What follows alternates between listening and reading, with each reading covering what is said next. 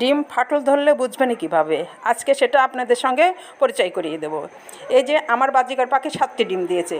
বাজিগার পাখি সাধারণত 17 দিনে বাচ্চা তোলে, কিন্তু যদি ডিমের বেশি দিয়ে ফেলে, যদি ডিম বেশি পারে, তাহলে সেই বাজিগার পাখির বাচ্চা উঠতে একটু সময় নেয়, 17 দিনের চেয়ে বেশি, প্রায় 20 দিন সময় নেয়।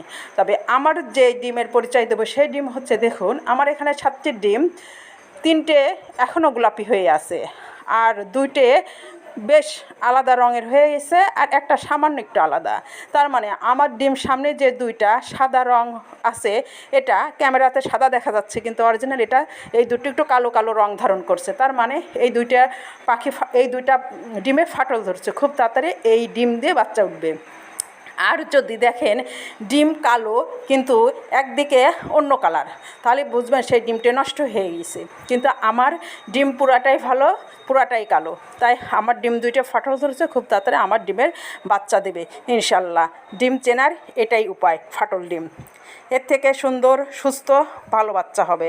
আসসালামু আলাইকুম, ভালো থাকবেন, সুস্থ থাকবেন, সবার জন্য দোয়া করবেন।